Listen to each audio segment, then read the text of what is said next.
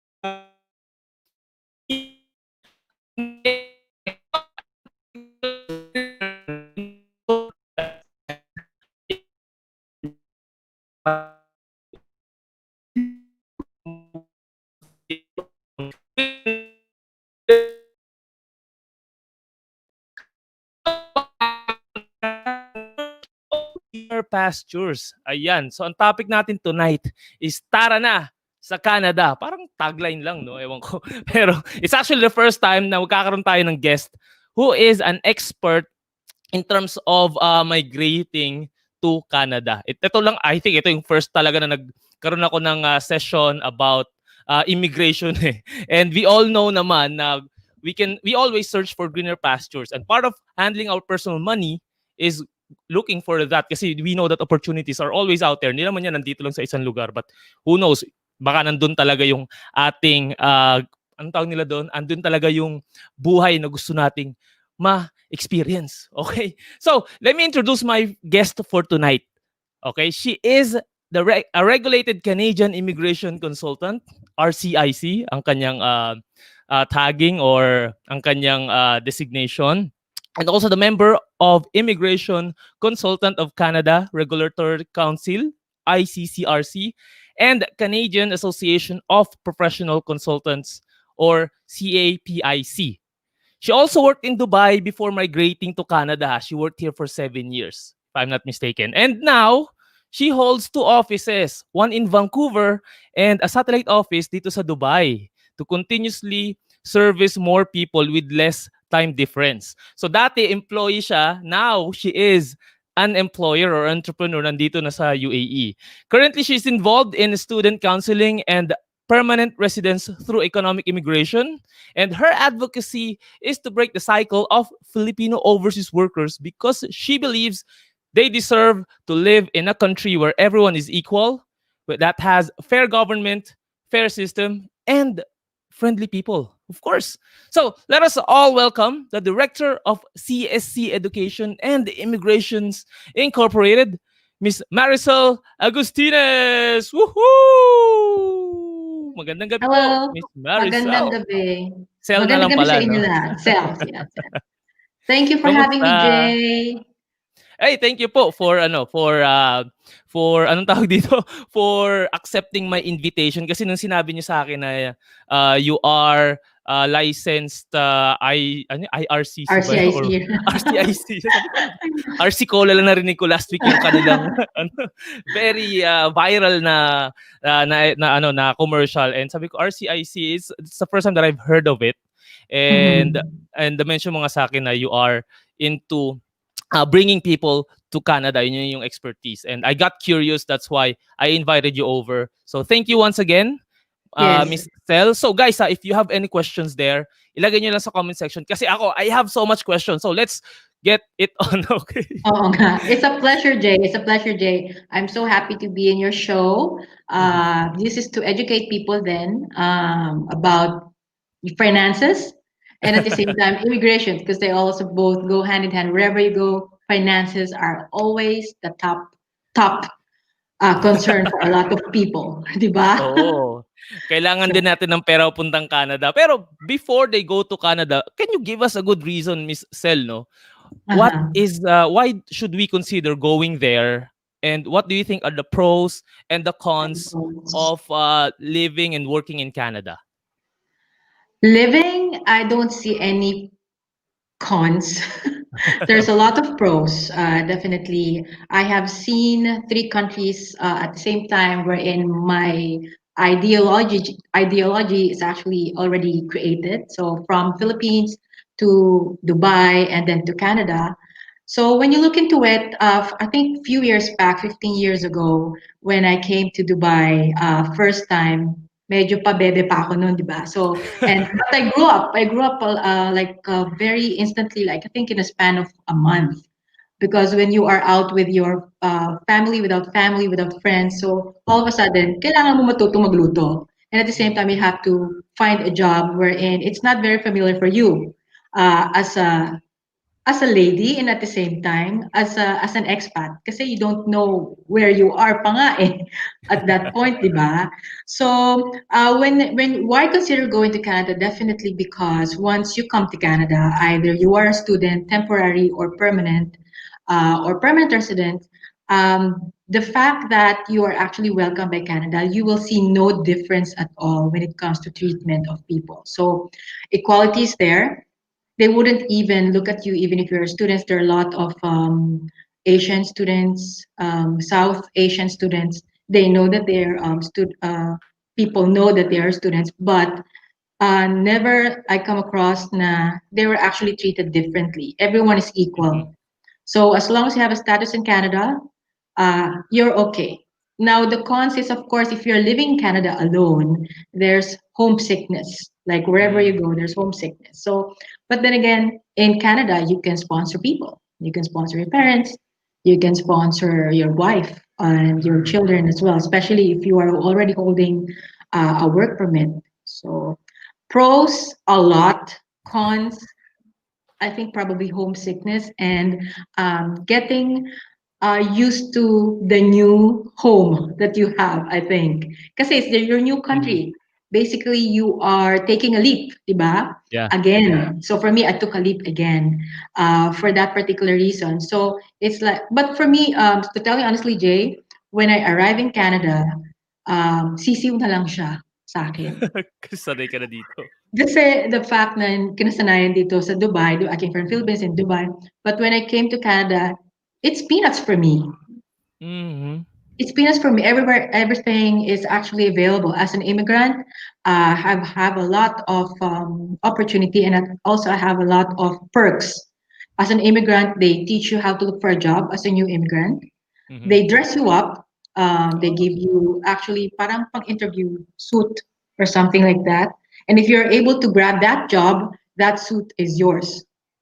Hindi siya mga Oh. luma, so usually mga Aritzia pa or yung mga nagdo-donate, yung mga, because they're very giving when you look into that. So you will never be alone in a way that you have to do it like 10 steps. But for you, for me, it's very easy compared to coming to buy and looking for a job. Okay, so mas na-compare mo siya versus nung ano no, nung first time mo pumunta dito. Pero That's ang I true. think 'di ba the good thing there is yun nga libre ang pagpapaaral ng mga bata, and then there will be pension schemes when you retire if you Mhm. decided na doon ka talaga magre-retire for the rest of your life. Yeah. And also yung compensation can be far better than other countries. And kaya lang I think some of the feedback that I've heard to by other some Filipinos is that doon talaga ang cost of living is really expensive, also with the taxes. So uh, can you share to us yung experience mo about that? Paano mo siya na-handle, or is it true talaga some people sabi doon are working how many jobs just to sustain yung kanilang lifestyle. So, I have a lot of comments on that because for me, as a single person who came to Canada, there are leniency when it comes to taxes. First of all, I came to a country where it's tax free from Dubai, diba? So I really have to yes. adjust.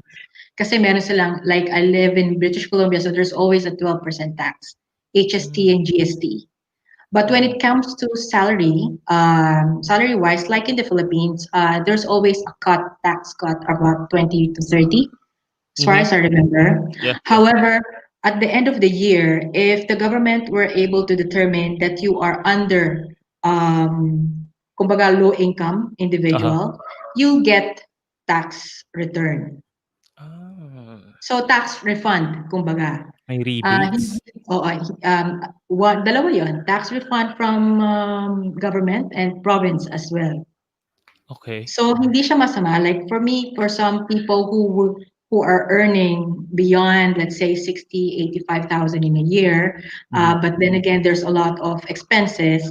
Sometimes they get 2,000, 3,000 Canadian dollars Mm-hmm. tax refund. So for me, ipon na yon.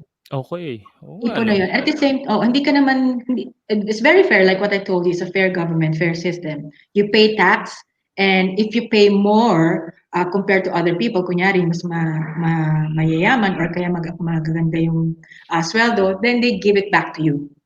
Mm. And I think na-mention mo before na minamatch nung employer mo yung binibigay mo na Pension. o na pension. Tama ba yun? Tama ba yung Yes, pagkaka... yes. Yes, there's Okay. private companies, public, not for profit, depending sa company. Like say, Okay. for example, if you are an employee and you pinpointed during your application or when you are hired, they're gonna ask you how much money you would like to donate as your pension. Kasi kakatasin yun sa ano Mm.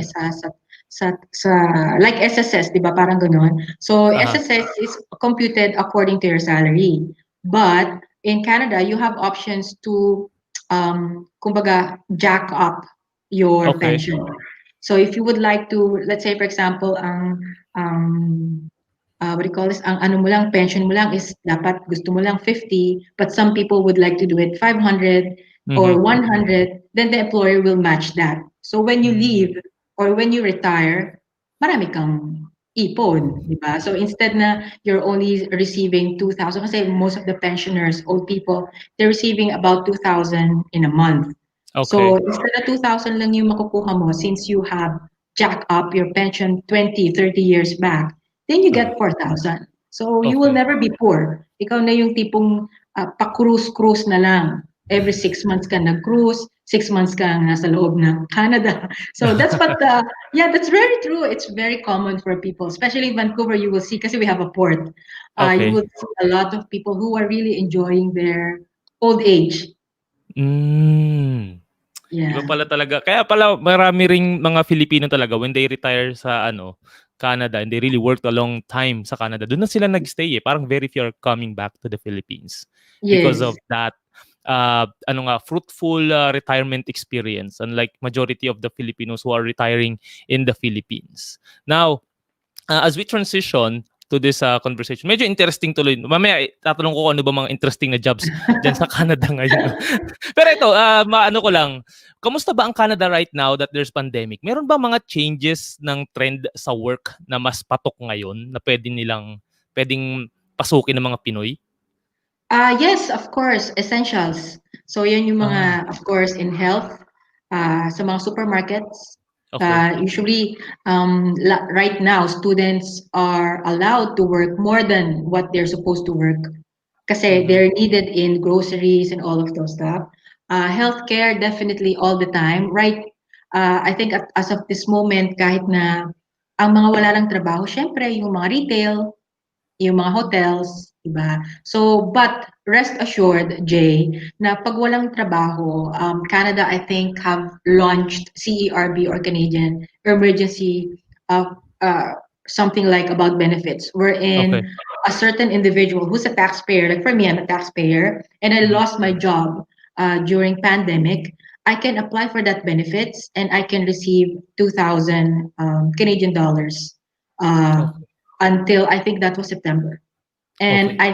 after September, there's another one that they're working on kasi hindi pa natatapos yung pandemic, diba? So Mhm. whatever the taxes you have given in your lifetime, kahit 2 taon ka lang doon or 3 taon ka, mababawi mo rin naman siya. Hindi Okay. siya, at saka when you work in Canada, there's always employment insurance. I don't know Mhm. if you heard about that, but Yeah. pag nawalan ka ng trabaho, hindi ka yung tipong walang-wala. Mhm. So usually they pay, lalo na, let's say for example, nanganak ka, like, when you deliver a baby, of course, you have what do you call this, maternity leave for a Yeah. year. So syempre, hindi ka papasok noon, di ba? But you still get benefits. They call it employment insurance. Yeah, So okay. hindi ka yung tipong talagang when you call, parang nga, hindi ka nga, di Pag ba? nagkaroon ng emergency. Oo, Yes. kasi meron kang matatakbuhan, and I think Okay. that stretches up to 18 months. Aha. So Tagal in din. a span, matagal. Oo. You can just imagine if you are going to be out of job, definitely, you can find a job bago pa dumating yung yung employment insurance benefits mo. Kasi Ah, kung masipag ka maghanap ng trabaho, 'di ba? After a week, pwede kang magtrabaho ulit. Kasi it takes okay. time before you receive it, eh. Okay, okay. I May see. Got it. confirmation pa about your last employment and all of those stuff. So, most of the time, hindi mo na siya nagagamit, but then it's just there. It's just Mhm. there. So, yun ang ginagamit ng government to, kumbaga, it's a cash flow for them. Mhm. Yeah. And very ano nga no, lalo na sa health insurance, very big ang Canada. So na-mention mo na pala na yung ILOEs or involuntary loss of employment insurance is very used or widely used sa Canada. So that's a good thing, by the way. That's a good thing. Mm. And eto, sino ba ang pwede mag-apply sa Canadian citizenship? Pero I think this question is parang very specific sa citizenship. Siguro what I wanna ask siguro would be, sino yung pwedeng mag-apply sa mga gustong pumunta ng Canada? Kasi I'm not very familiar talaga with migration. And ano ba yung mga dapat naming sino ba muna yung mga pwedeng Malaman. mag-apply? Is it students, investors, workers, or what? Paano Actually, yung lahat kasi, Jay, pwede siya mag-apply. There are Mhm. just certain conditions na, kunyari, you're overage, baka hindi ka na pwede sa category na to. Maybe you will be okay in this other category. So, the key is talagang dapat thorough assessment, because when you Mhm. assess a person, hindi lang siya ang ina-assess mo, it's also the wife, Ah. diba? So, kasi sa family immigration, you're not just gonna come to Canada to work. You have to live there. Mhm. So, if you're gonna be assessed na ikaw lang mag-isa, sayang. Kasi you weren't able to get a full picture of your Okay. potential to become Canadian, to become a permanent resident in Canada. And only permanent residents can apply for Canadian citizenship. So if that's the Okay. answer. Kasi it takes a couple of years before you are able to be eligible to apply for citizenship. You have to stay in Mhm. Canada for a certain number of days, and then that's the only time you can apply Canadian citizenship and apply for passport as well. Okay. So, yung karamihan ng ginagawa nagiging student diyan, right? And then they have a part-time job, and then Mm-hmm. nagtatagal sila ng 3 years to 5 years ba? Walang alisan sa Canada until Yeah. they get their PR. I think Yes. yun yung usual. Okay. So until now ganun pa rin yung usual na ginagawa nung most of the Filipinos just Most to of the get yes, a lot of Filipinos ngayon dumadami-dami na kasi they have already parang ayaw na nila sa US, ayaw din uh, Australia's also I think closed, not sure, but Canada is very open when it comes to giving away permanent residency kasi ang motto parang kumbaga ang value kasi dito if you become a student in a span of 2-3 months adapted ka na ang Canadian ways. So Canada will not let you go. Kasi natutunan mo na yung ways nila, yung ugali nila. You were able to integrate in a society. So they would rather take you as a student instead yung foreign workers na pagdating dito, kasi makikipag-away pa sa daan kung paano magmaneho. No, that's very grabe. true. Grabe yun Pag-away pa talaga sa daan. No, kasi like very true, very. Kwento lang, Jay, ha? Kasi Sige lang. like in Canada, in Vancouver specifically, Aha. nagkakaroon ng traffic kasi yung mga tao nagbibigayan. Alam mo yung tipong, go ahead. Sa senyasan lang sa kotse, no, you go ahead. No, you go ahead. No, you go ahead. So parang wala Talaga? na. But nobody's honking. Nobody's honking. Okay. Nobody's impatient. They just, okay, you just decide whenever you want who's gonna be moving Sino or mo? not. Oo, sinong liliko sa inyong dalawa. So it's not yung whereas yung iba like here dito or in the Philippines rumaragasa yung mga sasakyan, di Oo ba? nga, medyo ano sa pedestrian ng mga tao sa Pinas. Madalas Oo. nakaharang. So, iba talaga yung pamumuhay sa Canada, no? So, Iba, what kasi everyone is a Mhm. Rambo. Like, mga Oh. pedestrians are Rambos kasi they just go straight.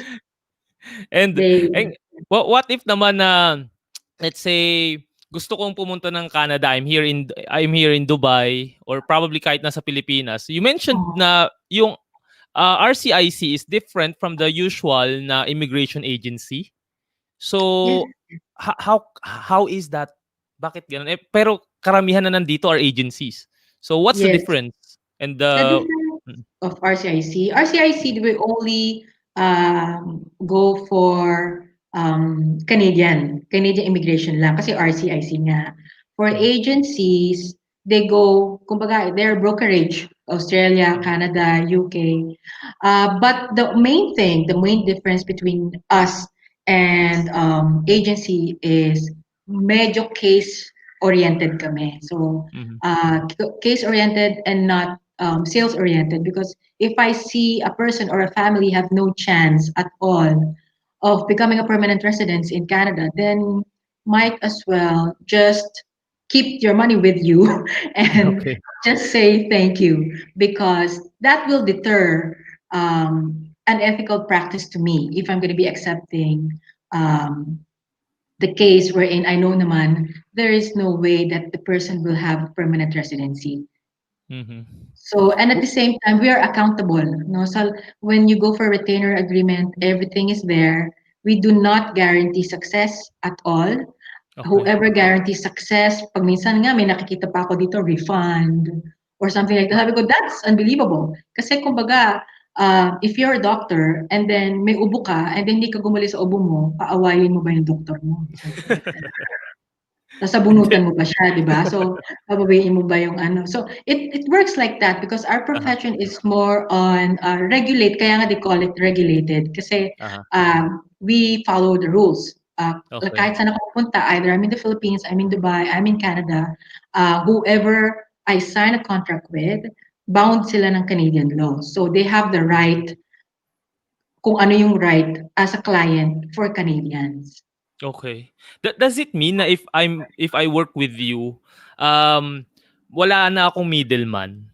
Ewan ko kung tama yung pagkakaano ko nun, So mas mabilis ba yung process? Success rate is higher versus working with Mhm. agencies? Or how ano pa yung ano niyo? How okay, Oo. success rate definitely it really differs on the pathway or Mhm. kumbaga kung saan talaga yung program na pinapasukan mo kasi I can give you study pero hindi Mhm. ka naman naaprubahan sa study but mas okay ka pala sa provincial nominee kasi yung job mo is very in demand in that particular province. So, kung ang pipiliin mo, kasi isa lang pwede mong applyan, di ba? Mhm. So, pwede rin dalawa, depende yon. But the thing Okay. is, kung gusto mong pinakamabilis, then you go for study. Kasi in a span of few months, you'll be in Canada. Kumbaga nandun na yung isang paa mo, di ba? But when you go for provincial nomination, you have to wait for the province to decide whether they like or they need your expertise or not. Hmm. So there's always a chance, and it's not going to be just because you hire me. Talagang dire-diretso na yan sa. Yes, definitely we have ang connection namin with Canadian government or Canadian immigration is diretso. So hindi siya Okay. middleman, hindi siya yung tipong and we also do use of representative. Yun ang Okay. that's the yun ang laban ng mga clients. That's why they're hiring RCIC kasi yun ang laban nila. Whereas for other agency, yun nga, wala nga accountability. Pag minsan di mo na nalaman kung anong nangyari sa papel mo. Hmm. I have a lot of refusals which coming to me. Most of them are no longer qualified because nawala na yung age nawala na and then naghintay na Uh-huh. sila ng matagal. So for me, it's for financially speaking, when we look into it, masakit yun sa bulsa ng mga tao kasi Uh-huh. it's not just the money, it's the hope also. Yeah. It's the hope and kumbaga the trust sa system and all of those stuff. So marami dito, definitely, napakadami. I'm actually even shocked to know about that. But I'm not a person na hindi naman ako police. But definitely, that's the difference between me and as an agency and as a regulated Canadian immigration consultant. Most agencies are partnering with me, with us, Okay. RCIC, to handle the case. Mm. Kasi more on sales-oriented nga sila, di ba? Yeah. Kumbaga, they just take the case and then kami na yung bahala. But then again, depende kung nakipag-usap sa'yo yung mismo yung client. Kasi for me, once they send the case to me, definitely may use of rep na yan, may retainer agreement na yan. So the client knows na diretso na sila sa akin. However, for some people, they omit, even if they have a partnership, they omit the activity. Hindi na nila sinasali yung RCIC. Okay. Sinasali lang nila kung gusto lang nila. So I don't know what type of practice is that, but that's the business model kasi. But for us, we don't have a business model. Our business model is basically angkop doon sa regulator namin. Okay. So as I understand, Miss Mel, no, mas kumbaga sa alaga, mas alaga if you directly deal with RCIC versus Very with personal. Yeah. Okay. On a personal level. Yeah. On a personal level. Kasi ito ko tama yung pagkakaintindi ko pa rin, no, na yung mga agencies normally na nandito, nakikipag-coordinate sila sa RCIC na nandun sa Canada. That's true. Versus na ikaw mismo yung pumunta na dito. Wow! Yeah. So, iba pala na ikaw lang yung RCIC talaga na nakausap ko eh. Kaya nga sabi ko, sige, gusto ko talaga maintindihan to eh para maituro ko rin sa clients ko. Kasi I have some clients who want to go to Canada talaga.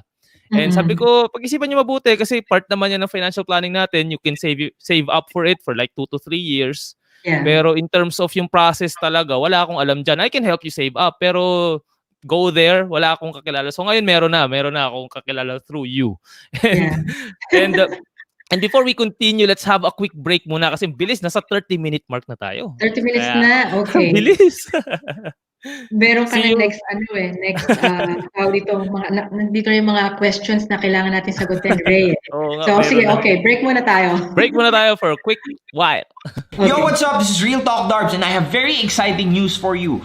Dinari Cash and Beam & Go has decided to tie up to bring groceries to your loved ones in the Philippines.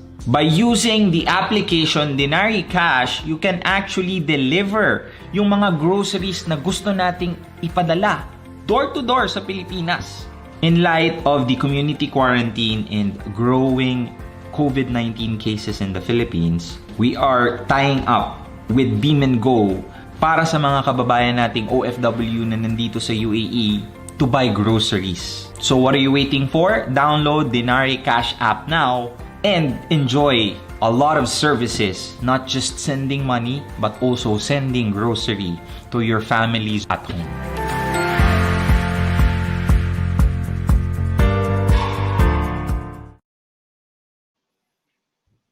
Okay, and we're back. I'm still with Miss Maricel Agustines of CST, Education and Migration Incorporated. And we're talking about the things that you can do para makapunta tayo ng Canada. Kaya tara na sa Canada. Parang slogan talaga, no? Parang it's more fun in the Philippines. Parang yung tourism na yung topic ni Kuya Jay. Pero hindi, okay? I'm just trying to help my clients na makapunta ng Canada in a more smarter and most convenient and much financial friendly way. So kanina we were already talking about the advantages and disadvantages of being in Canada, and also talked about yung difference with working with immigration agencies versus yung regulated Canadian immigration consultant. And now kanina natanong nasabi mo rin Miss Sel na the faster way to get there is through student entry ba? Ang tawag doon? Student visa? Student pathway. Yeah. Student pathway. Okay. Kasi nilagay ko siya dito. Ano ba pinakamabilis na way para pumunta doon? So, be a student. Yun ba talaga dapat muna? Be a student muna before you, or are there other effective ways para mas ma-approve ka? Effective ways? Madami, actually. sa larangan ng business for those people who wish to put up their own business in Canada. Mhm. Let's say, for example, you want to put up your convenience store, o kaya Okay. restaurant, or salon, or clinic, o kaya barber shop, small medium enterprise, mas madali din sila makarating sa Canada as a work permit, and then after I think a year, pwede na, or even before that, they can apply for permanent residency. But this Nice, time, it's a nice. business dream. So for those people, I have few clients from Philippines, I guess, as far as I remember, they are owners, franchisees, mga may nagpa-franchise, and they would like to put the money in Canada. Kasi nga naman, in Canada, it's much better, kumbaga, capture ng audience, sila yung una. Mhm. Na kunyari sila yung unang magkaroon ng Dunkin' Donuts doon, sila yung unang for Filipinos, definitely. So, hindi lang basta student kasi student is mag-aaral ka. Like for you, Jay, do you want to study, di ba? So, Mm. and there's a certain condition like there's a proof of funds na kailangan mong pag-ipunan. At the same time, lagi mong paghandaan before you even apply for study permit because the heart of studying in Canada, the visa officer will always look into the financial capability. So if you Okay. don't have that, there's always refusal on the application itself. Okay. Yung pala, no? Wait lang, may tanong tayo dito from LinkedIn from Joe Dennis Alde. Is it harder for Filipino Muslims to migrate? Is there any religious discrimination in Canada? Thank you Not at for all. this question. Not at all. Not at all. They don't believe in any religion. They don't believe in any beliefs. They believe in you. What you can bring to Canada. Yeah, that's true. What you can bring to Canada to be economically stable as an individual. Because once you are stable, you bring a lot of opportunities to other people then, di ba? So it goes within your family. If you are financial, kumbaga, healthy, pwede mong, you can actually bring your children for college without letting them take a student loan from the government. Mm.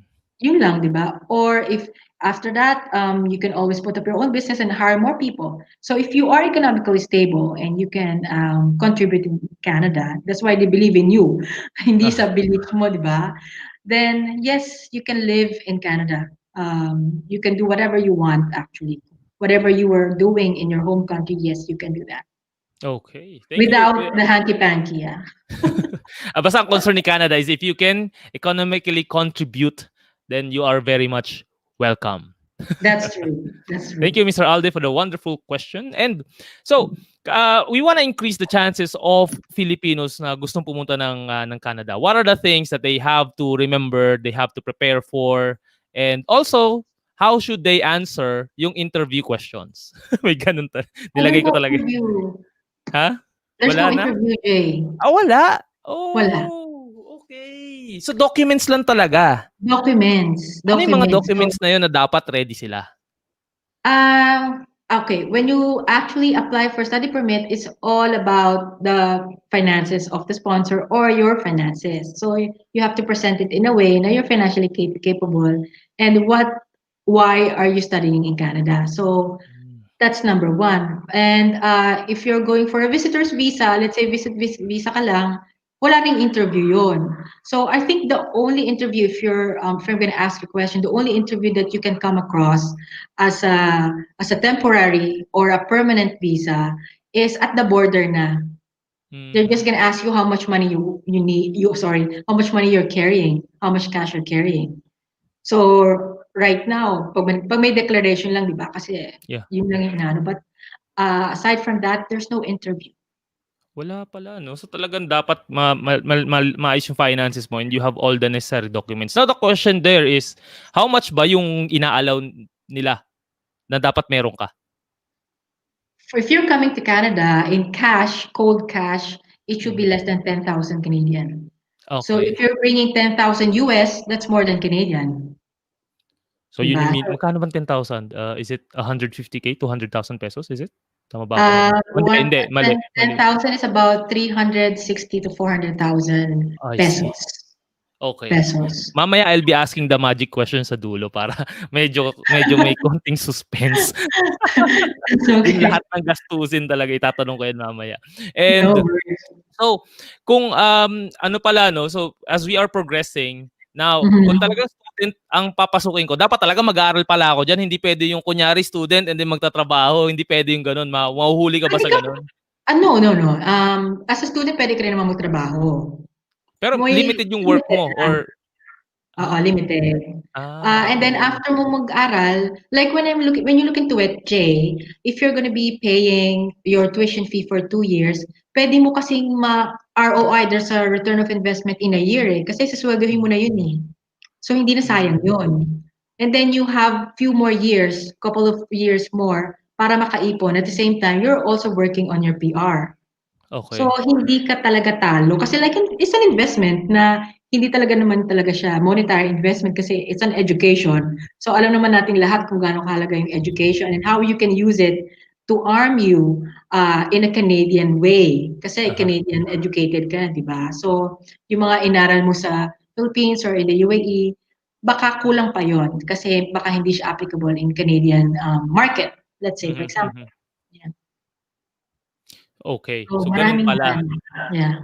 So yun yung usual na strategy. Now, what if sige na-approve na ako and normally sabi niyo po no nasa 1 to 2 years ba yung timeline ba from the moment na nag-apply ka up until ma-approve. Normally it takes 1 to 2 years. Tama ba yung pagkakaalala ko?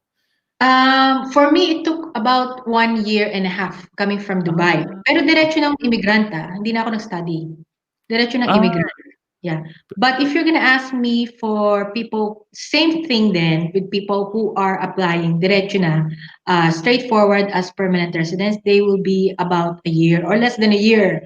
Sometime in the span of probably 8 months kasi COVID ngayon. So most of the mhm. visa offices are probably limited lang yung tao nagtatrabaho, di ba? Sometimes they're Okay. alternate lang sila mag-work. But when you look into kung kumbaga ilang taon or gaano katagal, depende yun sa processing time. If for example study, Mhm. in 5 months or 6 months, pwede ka na nasa Canada. You can study now. Because the Okay. processing time right now is about 5 months from UAE.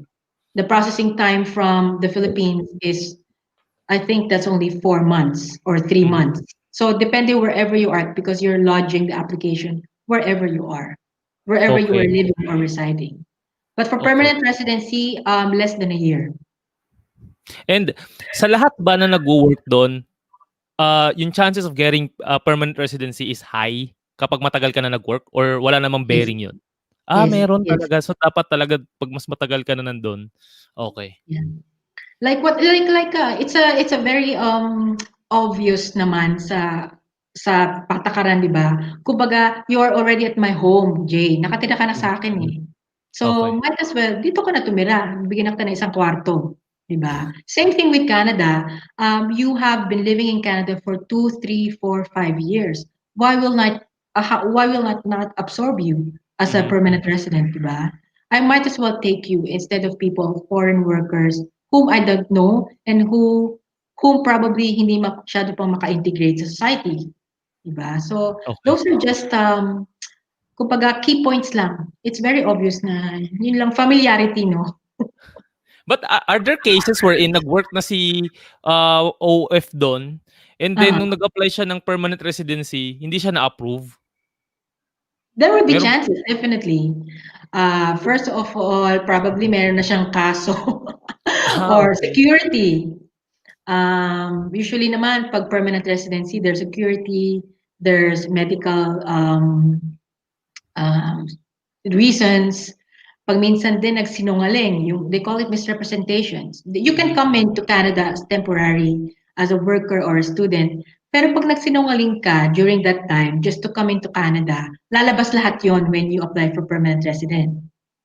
So Okay. very, very, um, kumbaga for me, very, very specific because so for some people, I think I've actually mentioned it in one of my interviews. Sabi, like for people na nangutang or they took loan, especially here in the Yeah. UAE. They took loan, they took the money, they went to Canada as a student, blah, blah, blah. They never paid off their loan. But before leaving Canada, syempre, they were able to obtain police clearance, di ba? But then, after 2 years, after na mag-aral, they have to apply for PR. So when they're about to apply for PR, the government will be asking for clearances or police clearances all over the world kung saan ka tumira. So, Grabe, ah. so pag bumalik sa pag bumalik ka sa UAE, hindi ka na makakakuha ng police clearance, di ba? So, Grabe. paano mo gagawin yun and you're already applying for PR? Diba? Alangan magtrabaho ka, I don't know, if you can pay off probably the debt, yes, definitely, para ma-clear lang, diba? But if kung nangutang ka ng sobra-sobra, more than you can One. ever afford, diba? So, that's the fault of some. I mean, actually, most people, kasi they don't know. Permanent residency, it's a government. It's always serious matter. Uungkapin yan. And we sometimes, actually, most of the time, we share information with US then and other Commonwealth countries.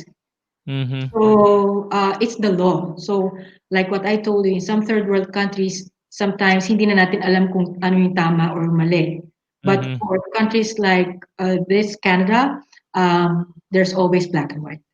Okay. Talagang very particular sila sa police clearance. So ibig sabihin, kung ako ay nagpunta ng Japan, nagpunta ako ng because of work, okay, iba-ibang parte ng mundo, Yeah. ibig sabihin lahat doon kukunan ko ng police clearance pati kung saan ako pinanganak, sa Pinas, 'di ba? Yes, yes, yes. Ang dami noon kunyari And lang it's kunyari alam mo. kunyari, ano ka, executive, di ba? Every 6 months nadidestino ka sa ibang bansa. So you have to get. Anyway, sometimes it's online lang naman. Sometimes it's very easy. For some people, it's not easy kasi nga may natago na or something like that. That will not be disclosed until the time that you apply for PR. Definitely. For some of the cases that I've handled, medyo nagtatanong na ako when it comes to that. Especially, not just like that, Jay, no? Sometimes yung mga extended family pa na hindi na nila na-declare or something like that. So, very complicated when it comes to permanent residency. That's why I'm telling a lot of my clients, I mean, all of them, I do from Z to A, not A to Z.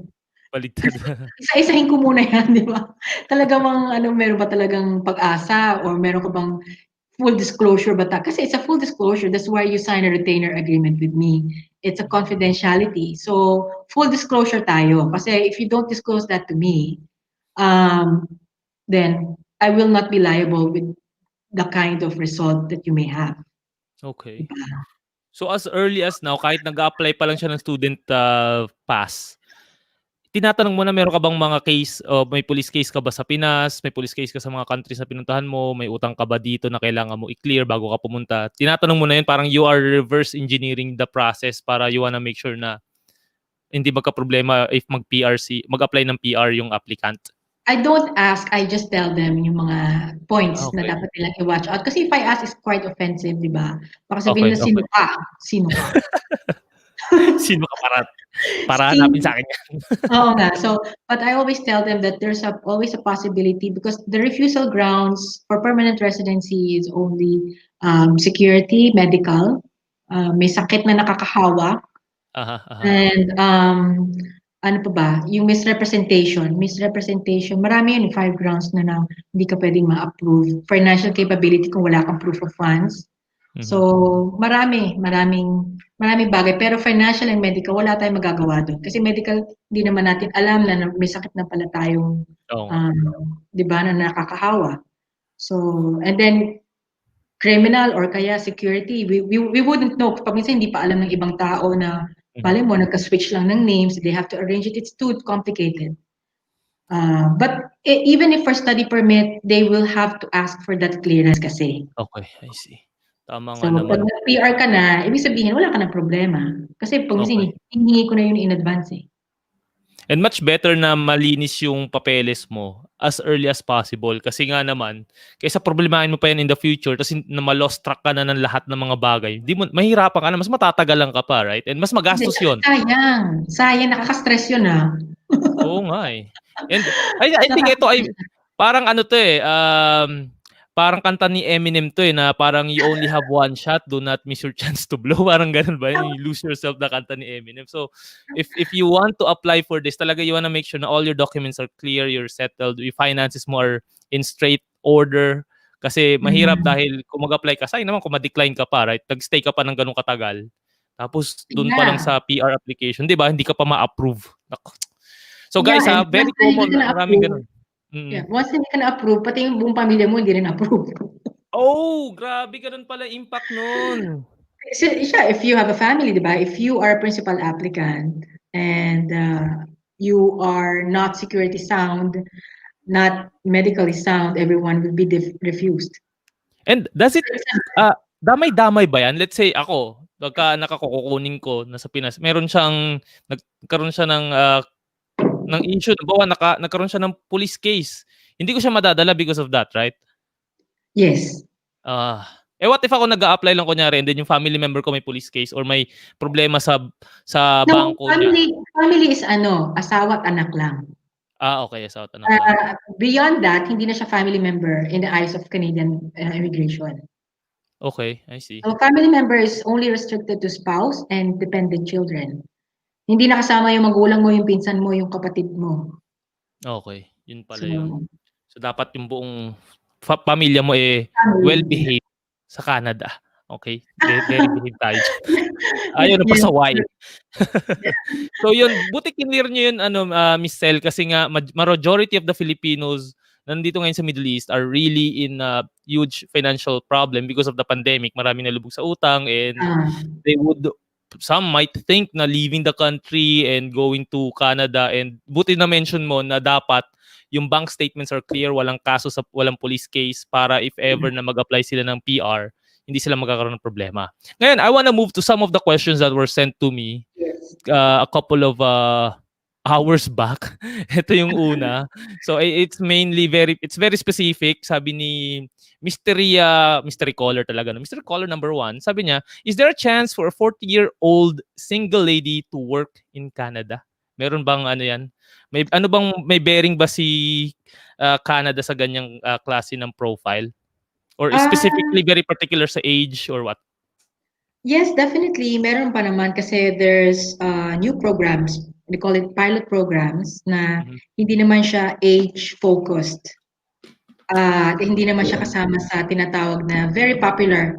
I'm not sure if you're able to, if you heard about it before, they call it express entry. So pag minsan may mga pathways or categories na hindi po mapasok doon kasi yun medyo pataasan talaga ng score eh. Pero for people who are into a different program, let's say provincial nomination or a different type of pilot program, hindi affected yung age. Kahit 50? 50, hindi ko na siya tatanggapin. I think so. Unless business. Oo. Unless investor or business. Anong maximum age that you will allow the applicant? The allowed applicant, I think hanggang 45. 45. Okay. Yeah. And is it limited to some work or type of job doon sa Canada? Meron ba Yes. silang nire-restrict na job? Let's say accountants, nurses, or what? Sino ba yung mga nire-restrict nila doon? Accountants, some provinces are regulating accountants, regulated yung engineers, regulated yung nurses. But when you look into the work permit, kasi the question here is work in Canada. If they go to a specific country such as Philippines or UAE, they come to UAE and hire straightforwardly nurses, then when you work in Canada, you can apply for PR. So walang restriction yun. Kasi if it's not you, probably your husband. Kasi kasama mo yung husband mo. If you're on work, pwede din siya magkaroon ng open work permit. So it doesn't stop na sa'yo lang talaga nakafocus yung becoming a principal applicant. It could be your spouse din. Okay. So what if naman etong si 40-year-old lady is into office work? Meron bang i-allow pa ba siya dyan? Let's say nasa accounts siya or admin Inaalaw pa ba nila yung mga ganung type of work for that age? Yes, yes. I think there's one Okay, particular okay. province na administrative assistants, they're in need of that. Very specific lang because in Canada, they have job codes. Okay. Job code. So when I look at the resume, I have to confirm with the person applying, ito ba yung ginagawa mo? If you're not doing this, ito ba yung ginagawa mo? So I have to pinpoint the specific job code. Kasi if they fall under, kumbaga, hindi na pasadong job code, then they have no chance of immigrating to Canada. Okay. Meron naman palang checklist para malaman mo rin kaagad. Okay. Yes. May question tayo from our Facebook page kay Miss Julian Luar. Shoutout sa'yo. And can you elaborate po the Atlantic program? Same po ba yon ng Express Entry? Atlantic program, if we're talking about AIP, I think this will be over by March 2021. I'm not even entertaining people to go and apply an Atlantic program. So Atlantic program is concentrated on specific provinces in Canada, Nova Scotia, Prince Edward Island, New Brunswick. So nandun yun sila sa Atlantic Park, malapit sa Atlantic Ocean. Kaya they're called Atlantic program. So they have their own system in giving away permanent residency. So most of them needs job offer. Most of them needs people to be in Canada. Most of them, especially right now, New Brunswick, diba? So most of them would wish to have the person inside Canada, not outside Canada. So I've never come across a client, kasi for me, I'm an immigration consultant. I am not a recruiter or recruitment agency. So I do not have partner employers. So for those of you who have been promised that they will look an employer for you, I don't know what to say because even me, I'm a Canadian. I cannot find an employer, and I cannot do that because I don't have a recruitment license. So depende lang kung how you take it as it is. But employers look for dun muna within the surroundings. Like what I said a while ago. Dun muna sa mga taong hinire nila as foreign worker or taong nag-aral sa Canada. So they go through the circle first, and if there's nobody who's applying, they go outside the Atlantic. So if you are, hopefully I was able to answer your question, Julian, but that's how it is. Express entry is more point system. Atlantic is also point system based on the provinces, but usually it's a job offer. Express entry, the younger you are, the better. You are the brightest, the best. Yes. Pero Atlantic program, miski sa age, miski more than 35, they can residency without a sweat if you are in the Canada. If you are in that region only. Okay, gano'n na pala yun. Okay. Thank you, Julian, for your question. Hopefully nakatulong. And if you have any further follow-up, sige, tanong mo lang yun dyan. Ayan, meron pa tayong question kay Mr. Cyrus Parlan. Kagabi, nandyan din siya hindi, nung Wednesday, he was also participating sa aming Real Talk on Real Estate. So how long does a student need to study in Canada before they can sponsor their sibling or parents to live permanently with them? Matagal na process to, Cyrus, kasi after becoming a student, you have to become a permanent resident. When you become a permanent resident, you have to count 3 more years in order for you to sponsor, not sibling, your parents. You cannot sponsor a sibling. You can sponsor a sibling if you're able to obtain or attain the amount of income in the last 3 years. Siyempre hindi, 'di ba? Kasi kakapasok mo lang ng Canada. So it takes some time. So if you're asking about the pathway in order to sponsor your parents, probably count around 6 to 8 years. Yun pala. Yeah. Iba pala pag mag-i-sponsor ka na, no? Okay, thank you, bro, for asking that wonderful question. And may sinabi ulit si bro Joe Dennis. Thank you for asking my question. What are the requirements if I am interested to go via the business pathway, like a small convenience store? Number 1 requirement is you should be on a senior managerial position in any company that you have worked before, or you own a business before and you own a business now. So those are just actually the key points, and becoming eligible for business pathway aside from the money that you want to invest in Canada.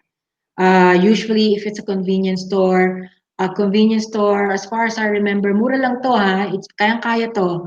Okay. I think it's about 38,000 Canadian dollars for a convenience store. But then again, you have to look into the cash flow itself, how many people you can hire, and how many points you need in order for you to be eligible for PR. Like what I said, before you invest, you want to make sure that there's still a window for you to become and apply for permanent residence. You're not just becoming there as an investor all throughout your life, diba?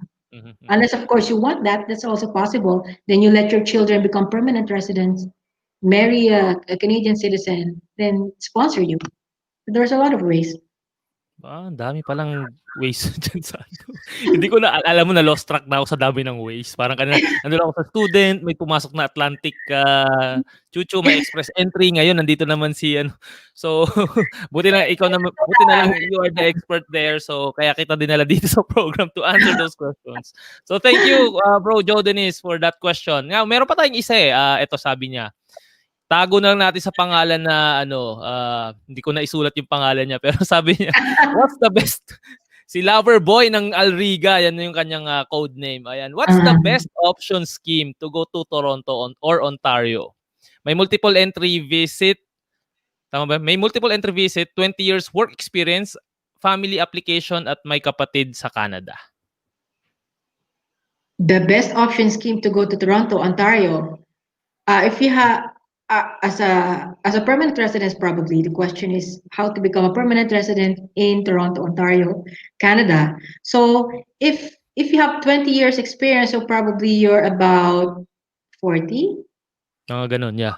Diba? So if you have a job offer, kunyari, if you come to Canada with a job offer, then yes, you can apply. But if you come there as visitor's visa, you cannot work.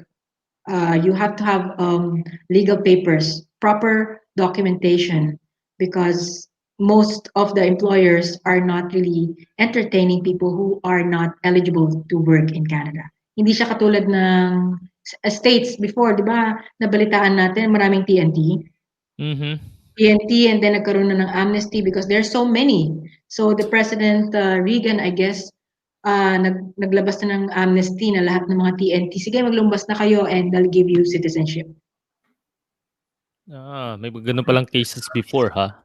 Yeah, So, I mean, I don't know kasi bata ka pa. So, maraming amnesty. President Reagan, inisip ko sino baka si President Trump to. Hindi si Reagan ako, hindi ko na alam. Sorry. So, just to make sure na I understand yung situation ni brother, no. So, hindi siya pwedeng mag-PR, pwede siya mag-work sa ganitong sitwasyon niya. And then Pero with that work and with that job experience, probably he can apply for permanent residence. So hypothetically, I can say that even without looking at the resume itself. But then again, I was telling you, Jay, na hindi lang naman siya yung pwedeng mag-apply ng permanent residence, pwede naman yung asawa niya. Malay mo, mas bata pa. Okay. Pero parang ba't sa kanina si 40-year-old single lady pwede? Or mas may laki yung chance? Pwede rin yun. Hindi, not naman malaki yung chance. So, depende yun kung may job offer nga. Kasi ang pinakalaban mo lang anywhere is if you have a job offer. So, kung meron nag-offer sa'yo ng job sa Canada, definitely either kunyari student ka doon and then may nag-job offer sa'yo after, o kaya nasa labas ka ng Canada na may job offer para sa'yo, masalimuot yung process na yun kasi before they even give you a job offer, they have to be eligible as an employer to hire a foreign worker. So, hindi basta-basta. It's not a walk in the park. Oh, I just have to get a job offer. No, it's not like that.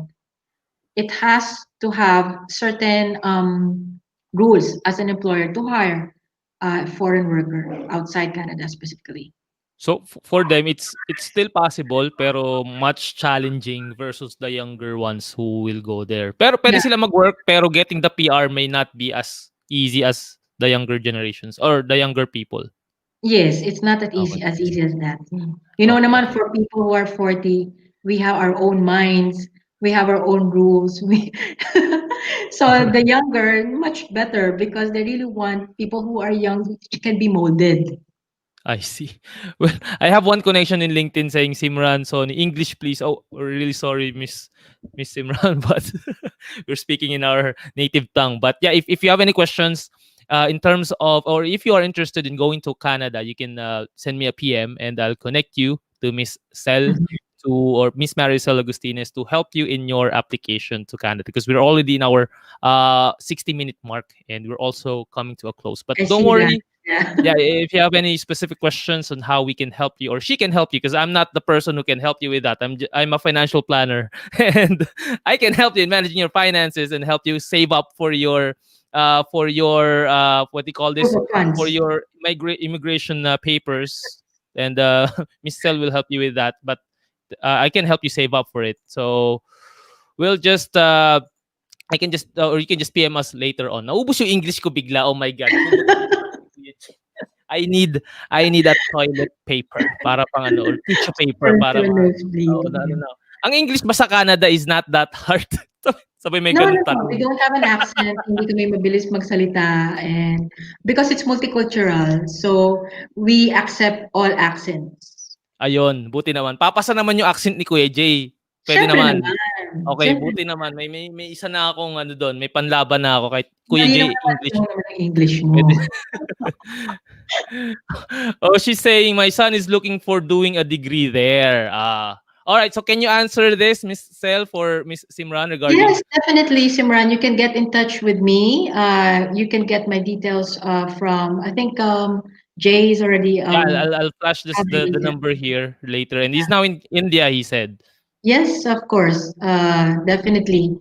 Younger the better. Young Okay. blood for Canadians. So yeah, we can we'll send you a PM, Simran, for further details. And now the magic question of the hour. Okay, Mhm. how much does it usually cost? Yung lahat-lahat, all of the things that you wanna go, that you wanna apply for. On Mhm. average, na lang, how much does it usually cost? Yung Yung by yeah, professional fees or professional fees or documentation fees, how much yung magagastos, ganyan. going to On Canada? average. Yeah, On going to average, on average is about in UAE dirhams is about 12,000.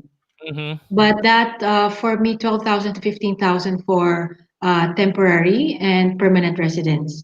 When you go to business side, that's different because it's different um, ball game. Kumbaga, it's a different animal. Uh-huh. Kumbaga, I don't know how much intense would it be because sometimes isang box na yung isasubmit ko, di ba? Na documentation when it comes to business stream. But usually I start with 12,000 to 15,000. That's not in one go. That's in two installments. Uh, and just like what I assured you, I will not accept your case if there is no pathway for PR. Okay. So rest assured that I will not accept any money if there is no way that you become a permanent resident of some sort or if there's no pathway at all. Because for me, I will just be suggesting and doing recommendations as per my knowledge for immigration laws. And because consultation for me is everything. I lay down all the cards for you. Like, say, for example, you come to me, Jay, and ask me what's the best way to come to Canada. So we'll sit down, we'll do a consultation, and I'll tell you why, how, and why not, Mhm. and how Okay. much you'll be able to shell out in coming to Canada. So aside from Okay. your proof of funds, because proof of funds is different. That's your Ah, settlement funds. Settlement funds is different. A lot of people are missing out proof of funds, and this is the only way that people can be, kumbaga, monetary pre-qualified. armed, yeah. Monetary armed, be qualified because they will always look for evidence that you have money. Mhm. They Because can you have to always provide. verify. They can always I verify. see. They can always call the bank. They call your employers. They can do whatever they want, definitely, because they have Mhm. the right. You applied, and they have the right to, kumbaga, dig your history. Okay. So we got a lot of questions pa, but not questions pa, para ano lang pala to, mga number ni Simran. So he said that it's IELTS or TOEFL required, and his son wants to be a sound engineer. So Yeah, yeah, I mean, Miss that's Tel will not. be able to get in touch with you later. Simran, thank you so much for participating in tonight's episode. So Mhm. we hope we were able to at least add some value to your questions in terms of going to Canada. Now, for Mhm. my takeaway, the takeaway of Kuya Jay in tonight's episode in going to Canada with Miss Cel is that I realized that Tagalog na nga lang ako na ano ko na mas so naintindihan ko ngayon, or I further understood the process of going to Canada now than before, because there are a lot of things that I have to understand, and what stuck in me is that the understanding that RCIC, or working with regulated Canadian immigration consultants, are way better because they can take good care of you versus working with other immigration agencies. And the younger you are, the higher, at least the higher your chances of being approved or getting a permanent residence pass or a PR or a passport to Canada. So if you are also really looking to go to Canada, then might as well just try it as early as possible. If of course if you have the cash flow and all, don't just borrow money and And never just give it use back. it. And yeah, don't just borrow money and then just use it to show that you think you have the funds. And the one thing that I also understood here is that yung police case or police clearance is a very important document that you have to present if you want to become a PR. Yes, so don't misrepresent any documents. Make sure you are well behaved in the countries that you've been to, because Canada will definitely Figure it well, out. yeah, well, they will figure it out. Yeah, He said, I that's want a very Zoom true. session with consultants. So yeah, you can have a Zoom session with Michelle after this live event. Walang Tagalog, kabayan. Well, she knows how to say, oh, Yeah, I think probably it does. Oh, she I'm knows. really sorry. I'm really sorry, my friend. I'm really sorry, brother, for speaking in Tagalog. Now, Michelle, how can they reach you? Ayan, I have Um, your number here. Ito, and the email that's my address. number and email address. Yeah, so you So, can reach me. Let me know that you were an audience, you were able to watch the show of Jay, so at least I know where you're coming from, and I can take care of you. PM is the key. PM And is the key. her company is CSC Education and Immigration Incorporated. Where's your office again, Miss Maricel? Borjuman Business Tower. Burjuman Business Tower. Okay. Oh, we have one more comment. Oy, brother. Toby Montana, shout out, sir. Pulis natin sa Pinas. Tropa ko yan high school pa. Very Very informative informative. with the heart. Yes. Puso, Definitely. dapat. I want everyone to experience what I have experienced in life. Kala mo matanda na eh, no? Kala mo senior. But you know, it's paying forward, Jay. Uh-huh. It's paying forward. It's my advocate to help break the cycle of OFW, because OFW is will always be OFW. Mhm. Um, if we can be stronger, better citizen of another country. I'm not talking about naiwanan nyo yung Pilipinas, that you're gonna leave Philippines, definitely. But Philippines have dual citizenship naman. Diba? You can always go back. But Mhm. in your fruitful years, wherein it's for your children, it's for your parents, or for yourself itself, go to a country wherein it will give you everything that you need. It will empower you as a person, whoever you are, whatever you are, without any barrier of religion, height, poreless skin. So something like that, or makeup, or all of those stuff. Yeah, people are very simple, Jay. You will be Uh-huh. so surprised. Hopefully, you'll be able to visit Canada I wish I can. in the near future when COVID is over. Yeah, once nawala na si COVID, probably. For now, I'll just try and go to Google Earth and check Canada through Google Earth. Well, we have so many viewers tonight, and thank you so much for sticking with us. If you have any further questions to Miss Maricel and the other ways, or baka nahihiya kayong sabihin, or you're really shy to voice out your questions dito sa live natin, you can just send us a PM, or I'll flash the contact details again of Miss Maricel, so you guys can take a screenshot of it and the name of her office in Burjuman. So ayan siya, nagpa-flash siya alternatively. Okay. And anything else you wish to add, Miss Sel, before we formally come to a close? Just one thing, guys. Everything that you think for the better of your future or for your family, definitely, there's always a financial aspect that's always gonna bug you, or whatever application, whatever pathway you will be applying. That's why when you listen to Jay, financial health or wellness is very important wherever you the age as early as possible. You should learn how to save money so that when time comes, you will not be loaning or asking or borrowing money from the bank. You have your own, and you can live probably more comfortably in a better Yon. place. Thank you for the wonderful closing remarks, Miss Sel. And guys, thank you so much for watching. I'll see you on my next episode. Ingat kayo dyan. Stay Okay, safe. bye. Bye-bye!